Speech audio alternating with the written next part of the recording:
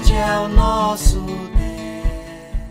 Pois bem, meus irmãos, nós vamos recomeçar então o nosso tema a partir do parágrafo 5 da Confissão de Fé de Westminster, né? Nós estamos caminhando agora para a metade deste capítulo, que é o capítulo 3, que trata dos decretos eternos de Deus, e dentro dos decretos nós estamos tratando da eleição, ou também chamada predestinação, de homens e anjos, né? Nesse capítulo, nesse parágrafo 5, nós então vamos ver mais algum aspecto muito importante, que é o aspecto da chamada eleição incondicional. E nessa eleição incondicional, né, nós vamos falar um pouquinho sobre ela hoje, porque é exatamente o tópico de que trata o parágrafo 5º. Nós vamos fazer a leitura do parágrafo 5º e depois vamos ler estes textos bíblicos que estão indicados, e após a leitura dos textos bíblicos, nós então faremos as demais considerações, né, a respeito desta doutrina. Então, eu quero convidar os irmãos para inicialmente lermos ali o texto, né, que está projetado. Vamos ler? Segundo o seu eterno e imutável propósito, e segundo o santo conselho e beneplácito da sua vontade, Deus, antes que fosse o mundo criado, escolheu em Cristo para a glória eterna os homens que são predestinados para a vida. Para o louvor da sua gloriosa graça, Ele os escolheu de sua mera e livre graça e amor, e não por previsão de fé ou de boas obras e perseverança nelas, ou de qualquer outra coisa na criatura que a isso o movesse como condição ou causa. Então, o parágrafo 5º está claramente dizendo que a escolha que Deus fez daqueles que foram predestinados não foi uma escolha movida pelas ações dos homens, pela perseverança desses homens na palavra de Deus, ou mesmo por uma fé que Deus tenha visto antes nesses homens. Mas Deus escolheu incondicionalmente, ou seja, nada que esses homens tivessem feito, mas por pura vontade, por pura escolha, como diz o início, do seu santo conselho e da sua vontade. Então, é este o tema que nós vamos trabalhar agora, né, pela manhã, que nós veremos também nestes textos bíblicos que vamos a partir de agora ler. Então, quero convidar os irmãos para Efésios 1, Efésios capítulo 1, nós vamos ler estes versos que estão indicados, 4, 9 e 11. Carta de Paulo aos Efésios, no capítulo 1,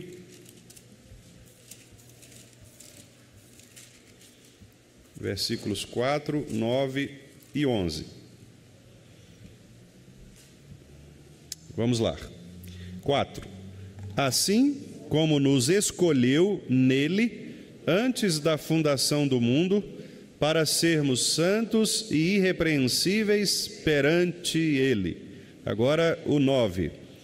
Desvendando-nos o mistério da sua vontade, segundo o seu beneplácito que propusera em Cristo. E agora o 11. Nele, digo, no qual fomos também feitos herança, predestinados segundo o propósito daquele que faz todas as coisas conforme o conselho da sua vontade. Então, nesses 3 versículos, aparecem então exatamente estas palavras, né, que nos remetem a uma escolha anterior feita por Deus, antes que os homens tivessem nascido, antes que eles pudessem demonstrar algum tipo de fé, de boa obra. Deus nos escolheu, diz o versículo 4, antes da fundação do mundo.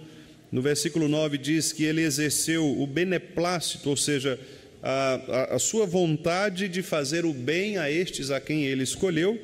E o verso 11, predestinado segundo o propósito dele, né, daquele que faz todas as coisas. Portanto, nada a ver com as ações dos homens, nada a ver com algum tipo de fé anterior que Deus, porventura, tenha visto em nós, mas unicamente por uma escolha incondicional realizada por Ele. Vamos ver Romanos 8, 30. Romanos 8, 30.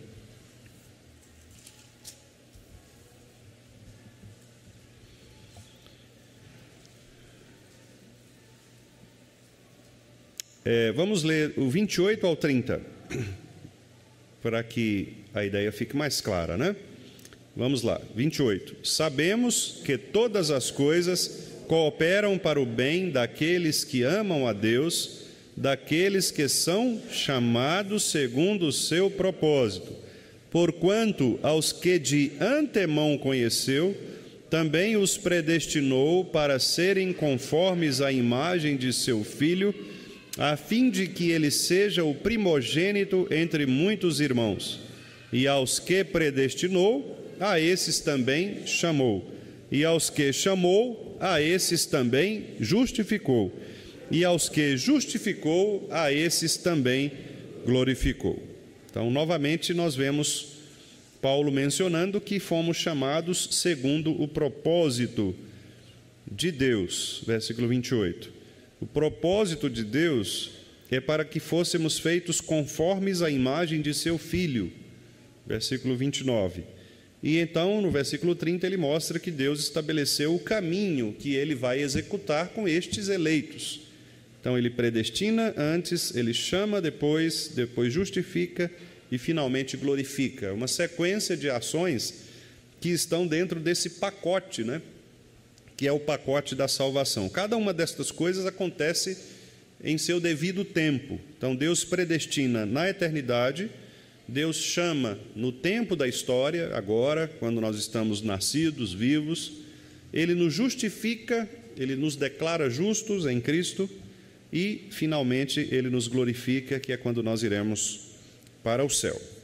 2 Timóteo 1,9.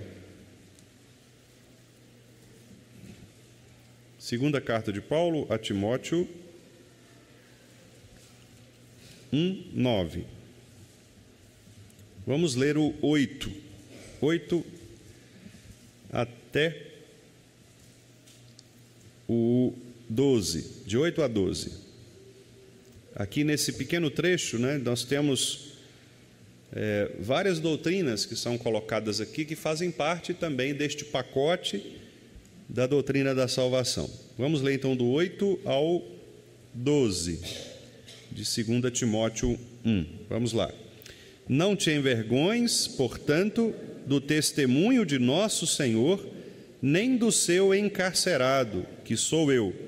Pelo contrário, participa comigo dos sofrimentos a favor do Evangelho, segundo o poder de Deus, que nos salvou e nos chamou com santa vocação, não segundo as nossas obras, mas conforme a sua própria determinação e graça, que nos foi dada em Cristo Jesus antes dos tempos eternos, e manifestada agora pelo aparecimento de nosso Salvador, Cristo Jesus, o qual não só destruiu a morte, como trouxe à luz a vida e a imortalidade, mediante o Evangelho, para o qual eu fui designado pregador, apóstolo e mestre, e por isso estou sofrendo estas coisas.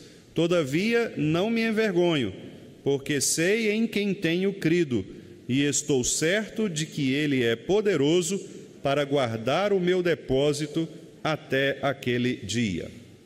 Mais uma vez, Paulo então mostra uma sequência de ações, estimulando Timóteo, dizendo: Timóteo, não se envergonhe deste evangelho, porque este evangelho, ele é poder de Deus, versículo 8, e este poder de Deus, que é o poder vindo de Deus, o que é que ele fez conosco? Versículo 9, ele nos salvou e nos chamou com um chamado santo, uma vocação santa, irresistível, que também nós vamos tratar sobre isso na sequência. E aí Paulo diz, não segundo as nossas obras. Então, não dependeu das ações dos homens, mas conforme a própria determinação e graça do Senhor, que foi através de Cristo, antes dos tempos eternos, portanto, na eternidade, a eleição, mas se manifestou, versículo 10, agora, no presente.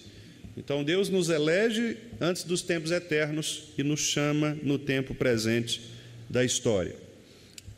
Primeiro aos Tessalonicenses 5:9. Primeira carta de Paulo aos Tessalonicenses 5. Vamos ler de 8 a 10. Primeira carta de Paulo aos Tessalonicenses 5, de 8 a 10. Vamos lá. Nós, porém, que somos do dia, sejamos sóbrios, revestindo-nos da couraça da fé e do amor, e tomando como capacete a esperança da salvação, porque Deus não nos destinou para a ira, mas para alcançar a salvação mediante nosso Senhor Jesus Cristo, que morreu por nós, para que, quer vigiemos, quer durmamos, vivamos em união com Ele. Então, o ponto aqui é o verso 9, Deus não nos destinou para a ira. Então, os irmãos têm acompanhado, especialmente nos estudos também anteriores, e nós já tratamos um pouco disso também na quinta-feira, né? Quando mostra que há uma destinação para a ira, ou seja, uma pré-ordenação daqueles que são ímpios, mas há uma predestinação para aqueles que serão salvos. O que Paulo está dizendo aqui é que nós que somos salvos não fomos destinados para a ira, ou pré-ordenados para a condenação. Vamos ver de novo Romanos, mas agora no capítulo 9. Romanos, capítulo 9.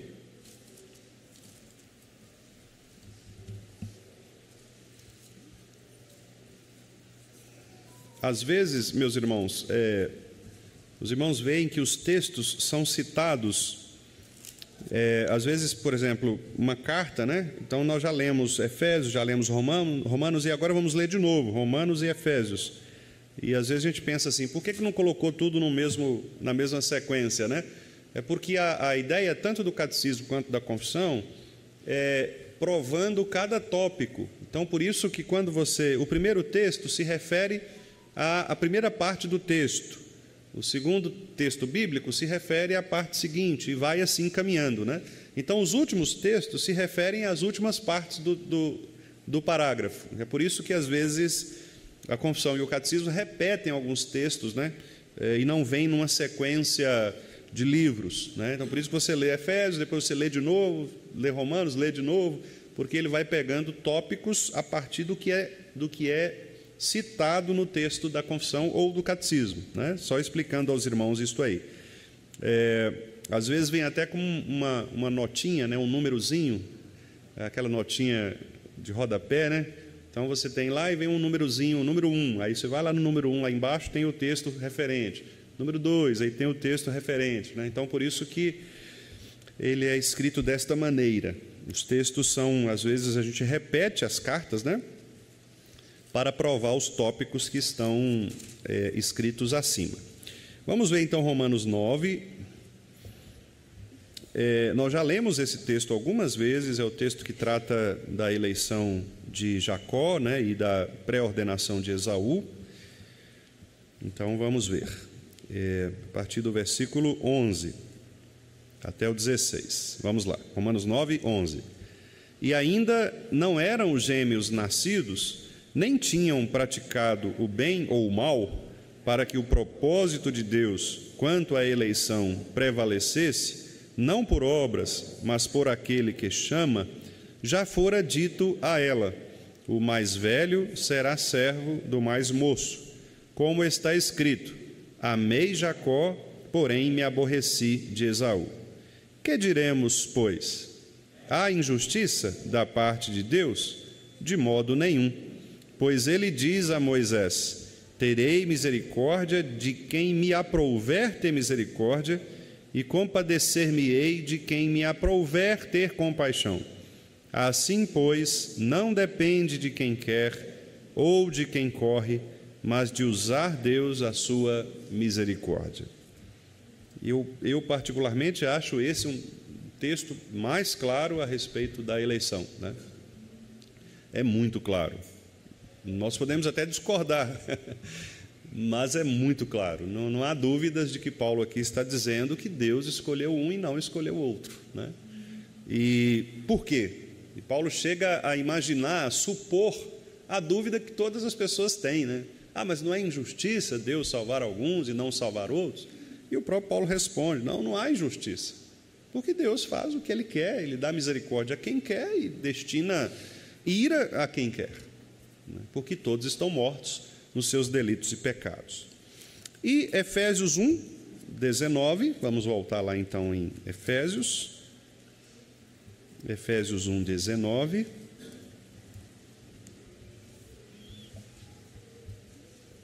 Uma outra observação, irmãos, quanto aos textos bíblicos. Os irmãos estão vendo que nós só lemos cartas de Paulo, né? Então talvez alguém pudesse questionar: não há outros textos na Bíblia que falam sobre isso? Só Paulo falou disso, né? Mas, obviamente, há outros textos. É porque tanto o Catecismo quanto a Confissão procuram textos que são mais adequados, mais claros, né? É óbvio que se nós fôssemos fazer uma varredura na Bíblia, nós encontraríamos muitos outros textos em outros lugares. Mas a Confissão e o Catecismo optam, por uma questão até de espaço mesmo, de economia de espaço, eles optam por trazer aqueles textos que eles consideraram, né, na época, eles consideraram basilares. Então é por isso que são citados textos assim, basilares. Não são somente estes, naturalmente, né? Há muitos outros. Mas estes são aqueles que os nossos irmãos que produziram os símbolos de fé entenderam que eram textos mais claros e textos pontuais, né, para a discussão desses tópicos. Então, Efésios 1, 19. Vamos ler. E qual a suprema grandeza do seu poder para com os que cremos, segundo a eficácia da força do seu poder. Aqui, Paulo está falando exatamente sobre a escolha, né, dos crentes de Éfeso, e da oração que ele faz pelos crentes de Éfeso. A oração é que Deus possa dar a eles pleno conhecimento, versículo 18, iluminando os olhos dos seus corações, né, para que eles possam reconhecer algumas coisas: a esperança do chamamento, quer dizer, que é a conversão, o chamado, a riqueza da glória da herança, então o fato de que Deus salvou os santos, né, e por isso Ele vai mantê-los firmes, e a suprema grandeza do poder de Deus, segundo a eficácia do poder de Deus. Então a ideia de Paulo aqui é mostrar que nós não somos salvos por nada que não seja a gloriosa graça do Senhor, tendo Ele nos escolhido com graça e amor, como diz o texto, e de tal maneira que nada nós fizemos para que alcançássemos esta salvação. Paulo ora para que Deus mantenha, para que os crentes de Éfeso compreendam esta verdade, né, de que eles não foram salvos por eles próprios, mas eles foram salvos pelo poder de Deus em Cristo Jesus. E esse poder de Deus em Cristo dá a eles o direito de serem salvos e também a força de se manterem salvos, né, que é o que nós chamamos de perseverança dos santos. Vamos ver o capítulo 2, versículos 8 e 9. Efésios 2, 8 e 9, texto também que nós conhecemos muito, não é? Efésios 2, 8 e 9, quando Paulo diz, vamos ler: porque pela graça sois salvos, mediante a fé, e isto não vem de vós, é dom de Deus, não de obras, para que ninguém se glorie. Um outro texto também claríssimo, né? Claríssimo.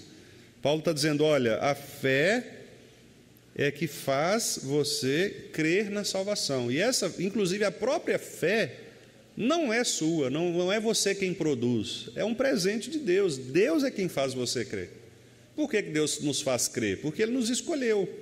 E se Ele nos escolheu, Ele vai traçar os métodos para que a sua palavra chegue até nosso coração. Então ele nos dá a fé para que nós possamos crer no chamado da eleição e aceitá-lo como Senhor e Salvador. Claramente Paulo diz, não é por obras, porque senão as pessoas se gloriariam, né? Dizendo, não, eu mereço, não, fulano é muito bonzinho, não, fulano merece ir para o céu. Tadinho, gente, como é que uma pessoa dessa fica fora do céu, né? Nós sempre levaríamos em conta algum aspecto da vida da pessoa. Não há o que levar em conta a não ser a graça, a não ser o poder de Deus que nos salva dos nossos pecados e nos leva ao céu, né? Meus irmãos, essa discussão, e agora eu quero, então, já que nós lemos o parágrafo e lemos os textos, eu quero trazer para os irmãos aqui um pouco da história da igreja, de maneira breve, mas para contar o porquê que nós chegamos a esse ponto, né? Por que os irmãos de Westminster tiveram que afirmar, ou reafirmar, na verdade, este tópico de que nós somos salvos incondicionalmente, somos salvos, eleitos de maneira incondicional. Deus não viu nada em nós para que pudesse nos salvar. Deus não é por causa das nossas obras, méritos, né, como diz o texto, mas unicamente pela vontade do Senhor. Então essa discussão é uma discussão muito antiga, não só na época de Paulo, na época de Jesus Cristo, né, em que os próprios judeus questionavam essa situação, mas também na história da igreja. E um pouco antes, nessa mesma época em que a confissão de fé foi produzida, nós tivemos também outras discussões importantes a respeito desse tema. E uma destas discussões que nós tivemos foi no chamado Sínodo de Dort. O Sínodo de Dort foi, como está escrito aí, né? Foi uma convocação realizada pelos nossos irmãos que eram de linha reformada, para discutir algumas propostas que estavam sendo levantadas por um grupo de pessoas que ficaram conhecidas como remonstrantes, e eu vou explicar o que é, porque eles precisavam dar uma satisfação à igreja. Dort é uma cidade na Alemanha, na verdade a cidade é Dordrecht, na Alemanha, então resumiu, né, abreviou para Dort, ficou conhecido na história como o sínodo ocorrido em Dort, e foi um sínodo que durou, como os irmãos estão vendo aí, né, de 18 a 19, 2 anos ali, começando em 13 de novembro de 1618, com um culto solene em holandês, Dordrecht na Holanda, né, e também em francês, porque muitos irmãos reformados vieram, né, da França, já havia uma cultura da reforma na França, especialmente por causa de Calvino, né? Foram 154 sessões, e o objetivo deles era, então, resolver a chamada controvérsia arminiana. Os arminianos são um grupo de teólogos holandeses que começaram a aprender a partir de um teólogo holandês chamado Jacob Arminius. E Jacob Arminius foi aluno de Teodoro Beza. Teodoro Beza foi o sucessor de Calvino. Então Calvino, depois de ter produzido os seus textos, né, sua teologia, sua sistematização teológica, como a gente viu aqui na Semana Teológica, né, especialmente na voz do reverendo Hermiston, né, a gente viu bastante sobre isso. Então Calvino, ele foi um professor nessa época e ele fez muitos discípulos, né, muitos alunos, e um destes, amigo pessoal de Calvino, que o sucedeu nessa luta para o posicionamento reformado, foi Teodoro Beza. Então Teodoro Beza, ele representava naquele momento, nessa discussão aqui deste sínodo, o ponto de vista calvinista, o ponto de vista reformado. E Armínio foi então aluno de Beza, aluno de Teodoro Beza, mas Armínius não concordava com as teses apresentadas pelo calvinismo reformado. Então, ele leu Calvino, né? Inclusive há muitos elogios que Armínius faz a Calvino, há textos eu não trouxe aqui para os irmãos, mas posso trazer depois, Armínio elogiando Calvino na sua teologia, né? Então não era aquela briga como nós hoje às vezes imaginamos, né? Eram teólogos, eram professores, eram acadêmicos que tinham posicionamentos diferentes, né, do ponto de vista teológico. Inclusive Armínio também era considerado como protestante, né? Ele era evangélico protestante, ele não fazia parte do catolicismo romano, por exemplo, né, nem do anglicanismo, então ele era protestante, mas o que acontecia foi que ele, tendo sido aluno de Beza, ele pensava diferente de Beza. E no que ele pensava diferente de Teodoro Beza, e portanto de João Calvino, né, porque Beza era um sucessor de Calvino, aconteceu que ele também formou um grupo de pensadores, e isso é normal, não é? Se você tem, por exemplo, hoje você vai numa faculdade, numa universidade, é comum você ter pensamentos discordantes dentro de uma própria linha, né, de pesquisa, uma linha de atuação. Então era mais ou menos isso que aconteceu, né? Eles eram teólogos e um discordava do outro em pontos fundamentais. E estes que eram, então, seguidores de Armínios, eles ficaram sendo conhecidos como remonstrantes, ou arminianos, né, como nós também costumamos dizer. Nesta controvérsia aqui, neste sínodo, o que aconteceu foi o seguinte: como isso estava causando mal à igreja da época, então os reformados resolveram convocar 13 destes remonstrantes, destes seguidores de Armínios, e eles foram liderados por um homem chamado Simão Episcópios, que tinha sido aluno, né, de Armínios. Então, aqui a gente tem, inclusive, a foto, né, do sínodo, o sínodo de Dort, né, a gente tem aí a foto. Está pequenininho, mas dá para os irmãos terem uma ideia. Isso aqui eles estavam reunidos dentro de um armazém, né, que era muito comum naquela época. Então, as poltronas todas de madeira, né, e todos ali elegantemente arranjados, né? E aí, então, esses remonstrantes, como eu disse aos irmãos, que foram esse grupo de teólogos, pastores holandeses, né, desse início aí do século 17, 1600, né, que a gente está falando, eles se opuseram, então, a certos aspectos do calvinismo, particularmente desta doutrina que nós estamos tratando aqui, que é a doutrina da predestinação. E ele surge exatamente como uma reação à igreja reformada holandesa.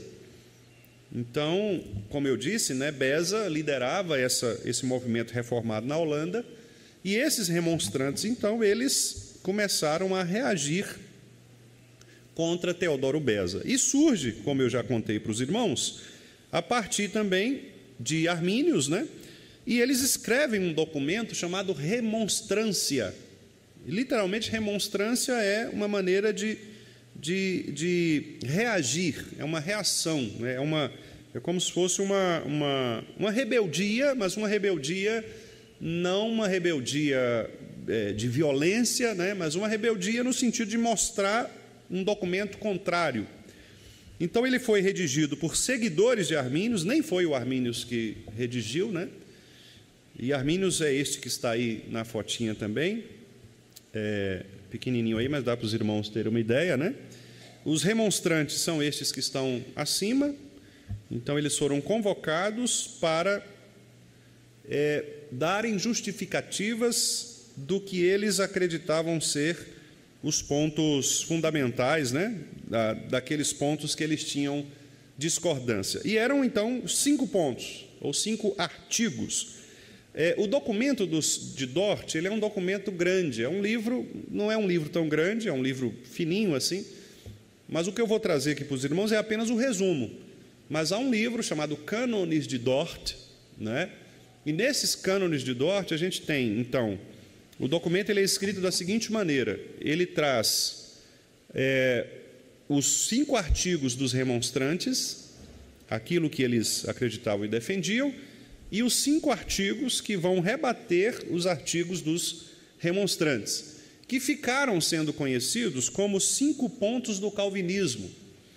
Muito embora o pastor Charles Spurgeon chega a dizer que nós não deveríamos chamá-los de 5 pontos do calvinismo, porque, na verdade, são 5 pontos bíblicos, são 5 pontos reformados. Calvino não entrou diretamente nesta discussão do sínodo, né? Ele estava sendo representado aqui por Teodoro Beza. Então, a história chamou de 5 pontos do calvinismo, porque, como a ideia inicial dos remonstrantes era de armínios, então é como se o contraponto fosse Calvino, que estava sendo representado por Beza, né? Mas, quando hoje a gente fala 5 pontos do calvinismo, na nossa cabeça sempre vem a ideia de que foi Calvino quem se levantou para escrever esses pontos. Não foi, tá certo? Não foi Calvino quem produziu esses pontos. Os pontos vieram de uma teologia que era praticada pelos reformados holandeses, que foram diretamente influenciados pelos escritos teológicos de João Calvino. Então, é bom ficar isso claro, né? Porque às vezes as pessoas falam 5 pontos do calvinismo, e aí cria aquela guerra ou até uma espécie de sacralização de João Calvino, o que é muito perigoso, né? Nós não estamos aqui para sacralizar João Calvino, para torná-lo um santo da igreja protestante, da igreja reformada, né? Calvino era um teólogo, era um pastor, um teólogo, como muitos foram no passado, como Agostinho foi. Aliás, boa parte, né, da tradição calvinista é agostiniana, vem lá de Agostinho, né, que por sua vez, vem de Paulo. Agostinho era paulino, né, nesse aspecto. Então, a teologia de Agostinho é uma teologia paulina. Então, quer dizer, na verdade, nós estamos falando de convicções bíblicas, né? Embora os arminianos também utilizem versículos bíblicos. No entanto, os textos que eles utilizam, na nossa interpretação, a nosso ver, não se encaixam na proposta que eles defendem, né? Então, isso é muito importante ficar claro, né? Nós não estamos aqui idolatrando Calvino, dizendo que Calvino... Não, foram uma discussão que houve no âmbito da Igreja Reformada Holandesa, né, em que 2 propostas estavam sendo discutidas. Uma delas proposta por um professor chamado Armínio, que discordava de tópicos da teologia majoritária da igreja, e outra que foi a resposta dada por aqueles que eram pastores que seguiam uma linha reformada, uma linha de ensino reformada, que foi sistematizada por Calvino, né? Mas que antes também já havia sido proposta por Agostinho, Paulo, etc. Na época de Agostinho, houve uma polarização também entre 2 personagens. Ficou Agostinho de um lado, esses cachorros são arminianos, deve ser, né? Foi só falar de Calvino aqui. De um lado tinha Agostinho, né? E de outro lado surgiu um pensador chamado Pelágio. Na época de Agostinho, essa foi a discussão: os agostinianos contra os pelagianos, certo? E na Reforma, a mesma discussão surgiu.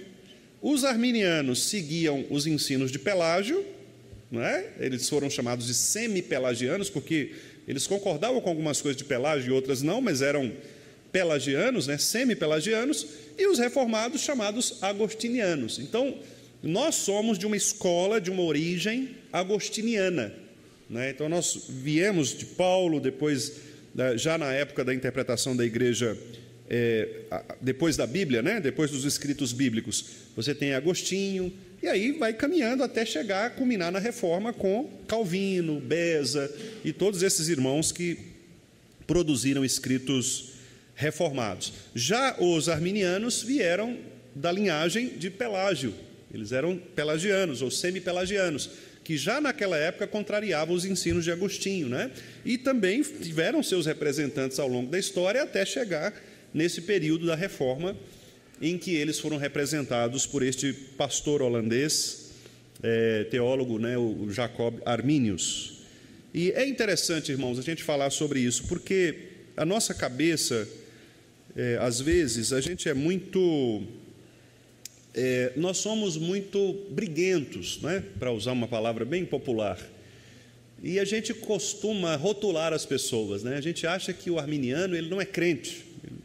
Se é um arminiano, vai para o inferno, né? Mas não era assim que os irmãos da época viam.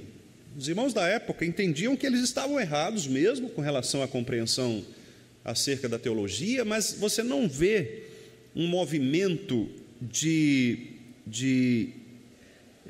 eliminação, expulsão, no sentido de entendê-los como salvos, por exemplo. Não é? Então, o arminiano pode ser salvo? Claro que pode. Não é? A salvação não está presa a essa compreensão do Evangelho. Claro, ele vai ter uma teologia deficiente, a nosso ver. Mas nós não podemos dizer, por exemplo, que irmãos nossos da Assembleia de Deus, que são arminianos, na sua grande maioria, pelo menos até agora, embora muitos assembleanos já estejam se tornando, né, calvinistas e reformados, pelo menos nesse aspecto da soteriologia, que é a doutrina da salvação, né, muito embora permaneçam com a questão dos dons, etc., mas na questão da salvação muitos têm se tornado calvinistas. Nós não podemos dizer que aqueles que são arminianos não serão salvos por isso, né? Então a gente tem que tomar cuidado com essas coisas, para não fazer o papel que é de Deus, né? Nós temos dito o tempo todo aqui que a salvação ela pertence ao Senhor, e Deus salva quem Ele quer. Então pode ter muito calvinista que não é salvo e arminiano que é salvo. Nós não podemos entrar nessa do rótulo de achar, não, você é arminiano, você não vai ser salvo.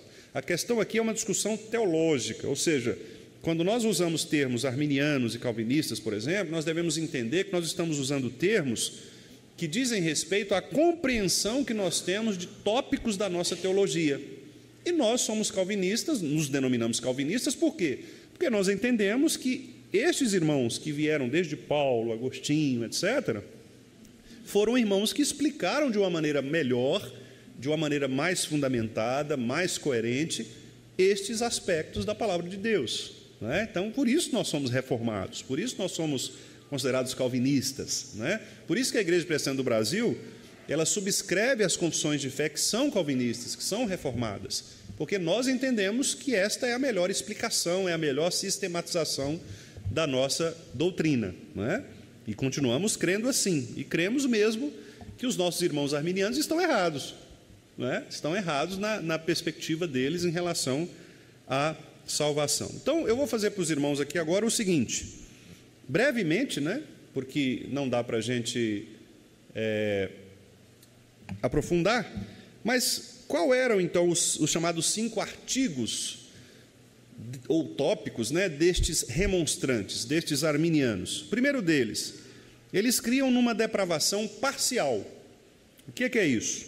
Eles criam o seguinte, que embora os seres humanos tenham caído lá em Adão, sejam depravados, os seres humanos ainda possuem alguma capacidade de responder ao Evangelho pela chamada graça preveniente. Eu vou explicar o que é isso. Então, primeiramente é o seguinte, os arminianos entendem que quando Adão pecou, ele não morreu completamente para Deus. A comunhão não foi completamente rompida. Adão ainda permaneceu com alguma capacidade mental, espiritual,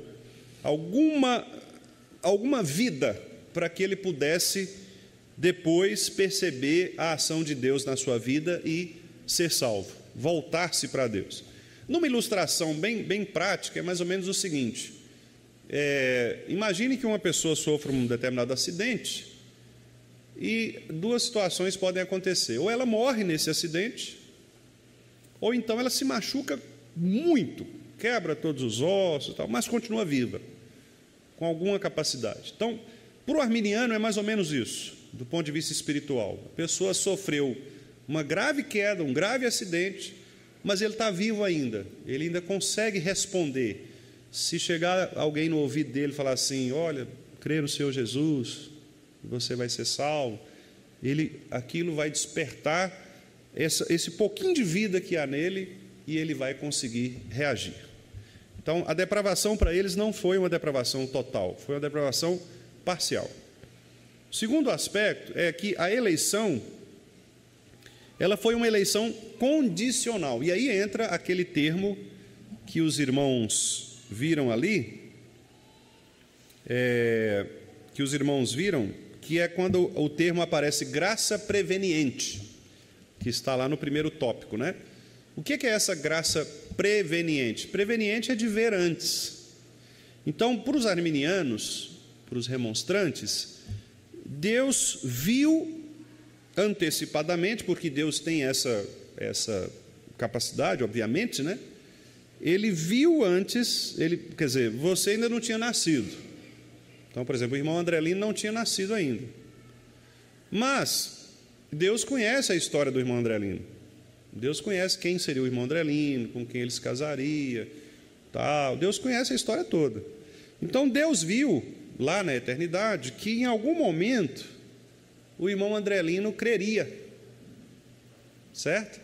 Então, pelo fato de Deus ver antecipadamente, ele então escolheu essa pessoa. Percebe? Então a pessoa creria no futuro. Deus sabia que ela ia crer. Então Deus falou: se ele vai crer, então vamos colocar o nome dele aqui no livro da vida.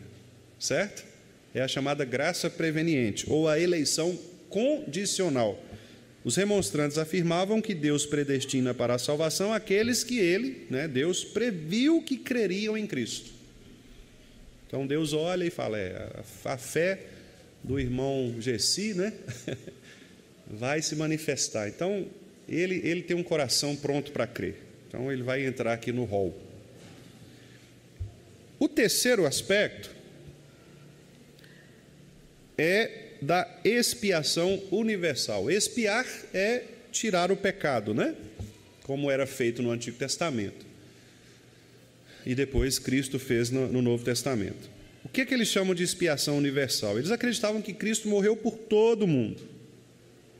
Cristo morreu por todas as pessoas, todas. Mas esse poder da morte de Cristo estava condicionado à fé da pessoa. Então, por exemplo, Deus morreu pelo fulano aqui da esquina. Mas se o fulano não crê, ele não vai ser salvo. Cristo salvou, digamos assim, Cristo abriu a salvação para todo mundo. Mas só vai tomar posse da salvação aqueles que responderem com fé. Quer dizer, depende da atitude do ser humano, de dizer: eu creio. Está aí aberto, a porta está aqui, você passa se você quiser. Tá certo? Era o que eles imaginavam. O quarto ponto é uma consequência disso, é que o ser humano pode resistir à graça. A graça, ela é resistível, ou seja, a graça de Deus, que é oferecida a todos, como nós vimos, ela pode ser rejeitada pelas pessoas. Então, por isso que você prega para alguém e alguém fala: não, eu não quero saber de Deus, esse negócio de Jesus, coisa não. Ou seja, Jesus está aqui, batendo na porta do coração, e você não quer abrir. Inclusive, uma das ilustrações arminianas, que os irmãos talvez mais antigos, talvez já ouviram essa ilustração, usando erradamente aquele texto de Apocalipse 2, quando Jesus fala assim: eis que estou à porta e bato. Se alguém ouvir a minha voz e abrir a porta, eu entrarei e cearei com ele, não é? Muitos usam essa passagem para evangelismo, dizendo assim: olha, Jesus está batendo na porta do seu coração. Só que a chave da porta está do lado de dentro. Se você não abrir a porta, Jesus não pode entrar. Jesus está lá fora chorando: abre, seu Vianel, abre, eu estou aqui. Se o senhor não abrir a porta, Jesus não vai entrar e não vai cear com o senhor. Certo? É isso que os arminianos creem. Nós podemos resistir à ação de Jesus Cristo. A chave está lá dentro. Esse texto de Apocalipse é um texto errado, usado erradamente, porque ali Jesus não está falando para evangelização. Jesus está falando para santificação. Ele está escrevendo para membros da igreja. Então, o que ele quer dizer no texto é o seguinte: olha, eu estou aqui no meio de vocês, tenho tudo para oferecer. Se você não quer, é porque você está rejeitando o seu crescimento na fé. Então, Jesus está te oferecendo tudo é dado a você, mas há crentes que não querem conhecer mais de Jesus e permanecem infantis o tempo todo, não é? Mesmo sendo salvos. Então, aquele texto não fala de evangelismo, ele fala de santificação. E, por último, a possibilidade de cair, de apostasia, que é uma consequência natural. Porque, veja, se tudo depende do homem, o homem também pode desistir. Você concorda comigo? Então, se depende de mim para dizer sim, depende de mim também para dizer, quer saber de uma coisa? Não quer saber desse negócio de salvação de Deus, não. E aí eu caio fora e perco a salvação, né? Que é o que a Bíblia chama de apostasia. Então, eles sugeriram que é possível para um crente cair da graça, que é um termo usado por eles mesmos, né?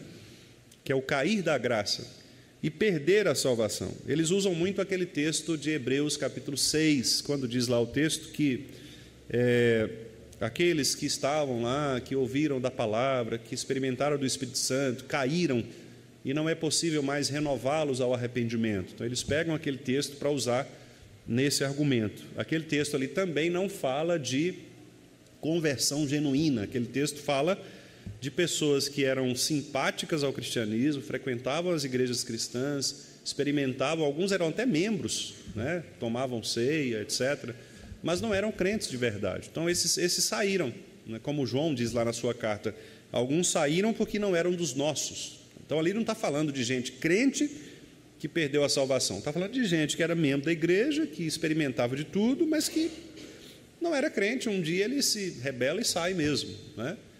Bom, então esses eram 5 pontos ou 5 artigos que os arminianos apresentaram aqui, né, para tentar argumentar contra os reformados holandeses. A depravação parcial, então o homem não morreu, ele só machucou muito, mas consegue ir a Deus ainda pelo seu esforço. Deus elege a partir daquilo que ele viu na pessoa, pelo seu poder de prever as coisas. Depois, Cristo morreu por todo mundo, e aí vai depender de quem aceitar. A pessoa pode resistir a este chamado, e finalmente ela pode também perder a sua salvação. Então, esses são os chamados 5 pontos arminianos ou remonstrantes. Bom, como que o Sínodo de Dort, então, respondeu a estas questões, né? Quais foram as respostas do Sínodo? Primeiro ponto, contrariamente à depravação parcial dos arminianos, os reformados holandeses responderam o seguinte: não, a depravação do homem ela é total, ou seja, o pecado afetou todas as partes, mente, vontade, emoções.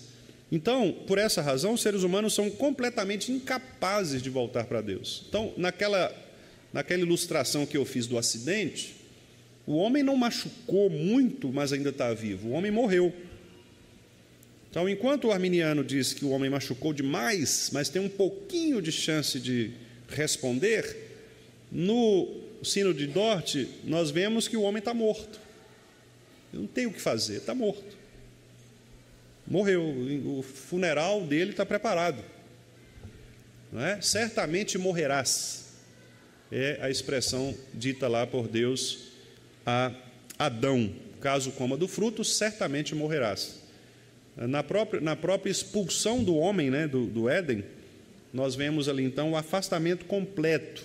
Então Deus cessou, barrou, colocou querubins, né, que eram os anjos da guarda, para rechaçar qualquer possibilidade de retorno. Então, essa é a ideia do Sínodo de Dort. Segundo lugar, a eleição não é condicionada ao que Deus viu, mas ela é totalmente incondicional, ou seja, Deus escolheu na eternidade aqueles que seriam salvos.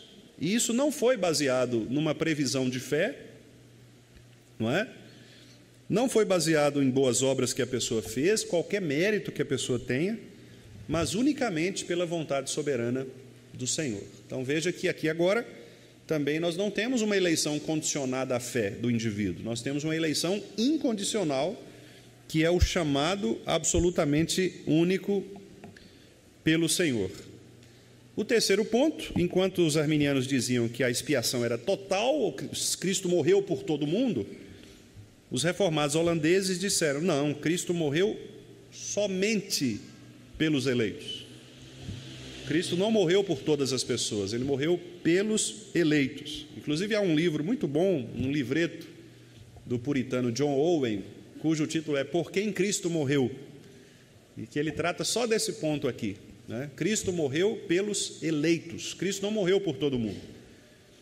Porque a tese do Sínodo de Dort é a seguinte: se Cristo tivesse morrido por todo mundo, mas o homem é capaz de rejeitar, então o sacrifício de Cristo, a morte de Cristo teria sido em vão para um grupo grande de pessoas. Isso demonstraria uma espécie de fraqueza no próprio Cristo, né? Embora os arminianos respondam dizendo, não, na verdade, Cristo abriu a opção para todos, mas ela é eficaz apenas para aquele que crê. Os reformados disseram, não, Cristo morreu só pelos eleitos, somente pelos eleitos. Cristo não morreu pelos outros. Depois nós vamos ver textos bíblicos, viu, irmãos, que tratam disso, podem ficar tranquilos. Eu estou apenas esboçando aqui, né, mas vamos ver isso com mais detalhes. Quarto lugar, a graça é irresistível. Então, o homem não tem como resistir ao chamado. Aos que predestinou, a estes também chamou. Aos que chamou, a estes justificou. Então, a graça ela é irresistível, ou também é chamada de vocação eficaz, ou chamado eficaz. Quando Deus chama aquele que é o eleito, ele virá. E, obviamente, Deus não força isso, não é uma violação da vontade, mas é porque a fé que é dada no coração faz o homem crer. Então Deus implanta fé no seu coração e você crê espontaneamente por aquela fé que é colocada no seu coração. Então a graça irresistível ensina que quando Deus escolhe salvar alguém, sua graça para trazer aquela pessoa à salvação não pode ser resistida, porque você já tem fé no coração para crer. E também, consequentemente, né, se é tudo obra de Deus, ao invés de o homem poder perder a salvação, na verdade ele é guardado pelo poder de Deus. E daí vem a ideia da perseverança dos santos. Ou como dizia o pastor Packer, a preservação dos santos. É Deus quem preserva. Ou seja, aqueles que foram eleitos por Deus, sem mérito nenhum, foram redimidos por Cristo, sem qualquer tipo de obra humana, eles serão mantidos na fé até o fim. Significa então que os verdadeiros crentes não perderão a sua salvação, pois é Deus quem os preserva para que perseverem na fé até o fim das suas vidas. E aí, para que fique mais, né, mnemonicamente aí na lembrança dos irmãos, eu montei aqui esse quadrinho. Do lado esquerdo, os irmãos têm Teodoro Beza. Veja que todo reformado tem barbas bem, né, bem compridas, né, bem elegantes. Teodoro Beza, aqui do lado esquerdo dos irmãos, que é aquele que representou os reformados no sínodo, né? E do lado de cá nós temos o Episcópios, Simão Episcópios, que era o representante dos remonstrantes. Eu fiz questão de não colocar Calvino e Armínio, justamente porque seria um anacronismo nosso aqui, porque eles não estiveram no sínodo, né? Então, é só para deixar isso evidente. Então, enquanto Dort dizia que o homem morreu completamente, os remonstrantes diziam, não, eles têm um pouquinho de vida ainda e conseguem ir até o Senhor. Dort dizia, a eleição é incondicional, não depende do homem em nada. Os remonstrantes diziam, não, depende, porque o homem vai aceitar pelo seu livre-arbítrio. Ele tem arbítrio. Esse livre-arbítrio, o que é o livre-arbítrio? É essa capacidade que ficou no homem. Quando Deus criou Adão, Adão foi criado com livre-arbítrio. Adão poderia não ter pecado. Depois da queda, para os reformados, ele perdeu essa condição de liberdade, da vontade. Porque agora, em condição de pecado, ele se torna escravo do pecado e, portanto, o seu coração sempre produzirá o que é mal. Os arminianos, por crerem que Adão não morreu totalmente, creem que ficou um pouquinho de bondade em Adão, entendeu? Tem um pouquinho de coisa boa em Adão. E esse pouquinho de coisa boa é o que faz ter o livre-arbítrio. Quer dizer, ele pode escolher, que ele ainda consegue ter alguma faculdade espiritual de desejar Deus, né? Dort dizia, Cristo morreu somente pelos eleitos, expiação limitada. Os remonstrantes diziam, não, ele morreu por todo mundo. Inclusive as pessoas podem rejeitá-lo se quiser. Por isso Dort respondeu, não, a graça é irresistível, o chamado é irresistível, porque ele vem da fé, e a fé é dom de Deus. Então, vai crer quem Deus colocar fé no coração. Por isso, se você tem fé, você crerá, porque Deus já implantou isso. Os arminianos diziam, não é assim. A pessoa pode dizer sim ou não. Os reformados disseram, bom, se Deus escolhe, porque o homem não podia escolher, ele estava totalmente morto. Deus escolhe porque Ele quer escolher, não eram gêmeos nascidos para que Deus pudesse ter escolhido Jacó. Ele escolheu. Eles não tinham feito nada ainda, Deus escolheu. Cristo morreu por aqueles que Deus escolheu. A fé é dada no coração daqueles por quem Cristo morreu, para crerem no sacrifício de Cristo. Então, se é Deus que faz tudo do início ao fim, estas pessoas também não podem perder a salvação, é Deus quem os guarda de tropeçar. Judas 24 e 25. Deus é quem os guarda de cair, Deus é quem os guarda de tropeçar, portanto, a perseverança dos santos.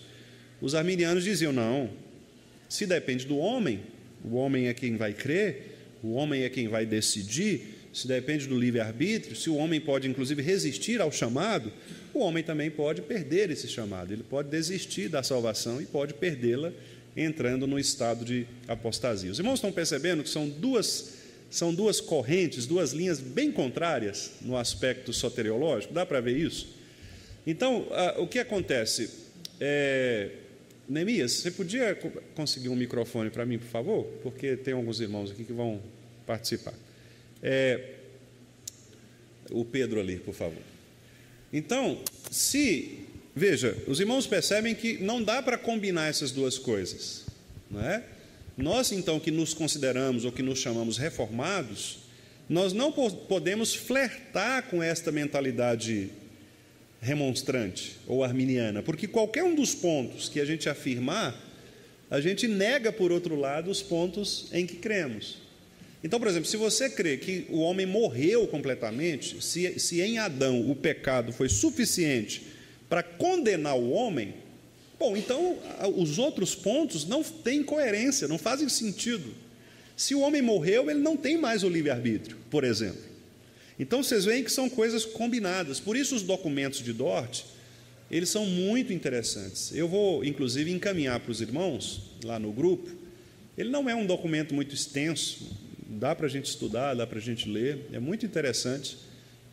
Eu vou encaminhar para os irmãos, dá para encontrá-lo, né, em PDF. É um livro fininho, assim, em que, como eu disse, ele vem separado dessa forma, né? Você tem os 5 tópicos, depois você tem as respostas, e aí os textos bíblicos que vão encaminhando. Eles fazem a gente crescer muito nesse conhecimento, né? Porque nos dão argumentos para a gente lidar com essas dúvidas que nós temos. Pedro, por favor. É uma dúvida que eu estava lendo aqui os artigos na íntegra, né? Enquanto o senhor falava. Aí o que eu notei foi que os arminianos, né, esses remonstrantes, acreditavam que de fato a salvação vinha de Deus. Tipo, era somente de Deus. Isso. Aí a minha dúvida porque fala dessa graça irresistível. No meu entendimento, eu posso estar errado, é a principal doutrina que eles divergem. Talvez é como essa graça é comunicada para os homens. Sim. Porque eu lembrei desse texto, né, e depois eu vi no artigo que eles mencionam na defesa de Estevão, que ele cita, né, alguns profetas antigos, que ele fala assim: povo rebelde, obstinado de coração e ouvidos, vocês são iguais a seus antepassados, sempre resistem ao Espírito Santo. Sim, sim. Então, a gente sabe, né, pela nossa doutrina, que não é a graça salvadora, provavelmente. Ou é? Porque eu já ouvi o pastor Paulo Anglada, que ele fala que um dos piores pecados que o homem pode ter é, de fato, resistir a essa graça. Sim. Ouvir o Evangelho e se afastar dele. Sim. O senhor pode explicar um pouco melhor isso? Tipo, Sim. O que é essa resistência? É a graça salvadora. De fato? Mas eu vou... Ou não, a graça comum? Olha só, tem um texto de Tito, que é um texto que eu acredito esclareça um pouco disso, porque esse texto de Tito, inclusive, é usado pelos próprios arminianos também. Aqui, Tito, capítulo 2, versículos 11 a 14. Olha só, irmãos, se quiserem abrir aí, Tito 2, de 11 a 14. Entra um pouco nessa questão do que Pedro muito bem colocou, né? Nós entendemos a resistência do chamado eficaz. Nós vamos falar sobre isso, Pedro, um pouco mais à frente, porque no parágrafo 6º da confissão trata da vocação eficaz. Então eu vou entrar um pouquinho. Mas, para esclarecer a sua pergunta, aqui eles estão tratando mesmo da graça salvadora. A resistência da graça, ou seja, o homem pode, no limite da sua liberdade de vontade, ele pode negar esta graça da salvação. Agora, existe um outro tipo de graça, que Paulo menciona aqui em Tito 2, de 11 a 14, que é o que alguns teólogos chamariam de graça comum. Não é? Embora haja uma discussão quanto a isso, isso não é tão unânime assim no pensamento reformado, mas Paulo escreve para Tito dizendo o seguinte: olha, porquanto a graça de Deus se manifestou salvadora a todos os homens. Está vendo? Então isso dá a ideia de que, de fato, os arminianos têm razão nesse aspecto. Mas aqui, Paulo não está falando da salvação ou da graça salvadora no sentido de uma salvação eterna. O que Paulo está falando aqui é de uma graça que é uma graça comunicada à humanidade, e esta graça comunicada à humanidade, ela é capaz de produzir no homem condições morais, condições de vida que são melhores. Por exemplo, você percebe que mesmo entre os ímpios, você tem gente que faz o bem. Você tem gente boa, você tem gente justa, você tem gente que pratica o que é bom, não é? Então, isso é fruto da graça. É fruto de uma graça que não permite que os homens sejam completamente arrastados ao inferno. Deus é gracioso com essas pessoas, mesmo sendo elas ímpias. Lá em Atos, por exemplo, tem um texto que diz que Deus dá chuva, né? Tanto para bons quanto para maus, tanto para os salvos quanto para os ímpios. Deus abençoa casamentos, tanto de crentes quanto de não crentes. Deus dá prosperidade financeira, tanto a crentes quanto a não crentes. Então, esse é um tipo de graça que salva as pessoas, como diz o texto aqui, olha, educando-nos. A graça nos educa, né?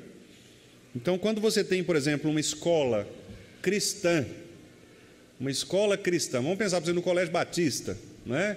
Ou nos colégios presbiterianos, no Mackenzie.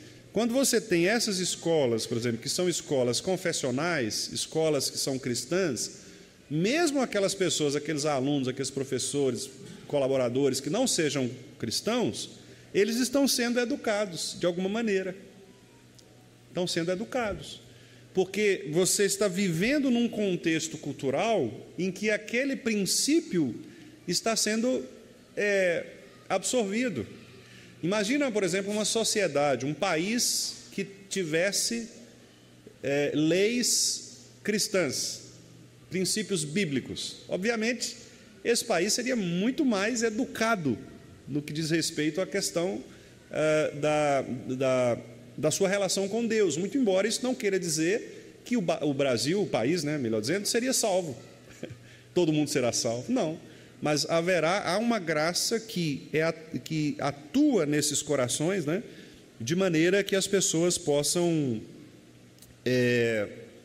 se tornar melhores do ponto de vista espiritual e da sua conexão com Deus. Então, Pedro, de fato aqui a resistência é a resistência ao Espírito Santo mesmo, ao chamado. Para resumir, seria o que nós chamamos, né, na Bíblia de blasfêmia contra o Espírito Santo. Então, blasfemar contra o Espírito Santo é exatamente não aceitar a obra de salvação de Cristo. Não é? Essa é a blasfêmia contra o Espírito Santo. Cristo salvou e você rejeita. Quem rejeitará? Os ímpios. Essa é a tese reformada. Para os arminianos, eles creem que a pessoa pode, pelo seu livre-arbítrio, sua livre vontade, dizer não à salvação que está proposta a ela. A salvação está aqui, você aceita? Não. Então, a pessoa tem esse direito, essa liberdade.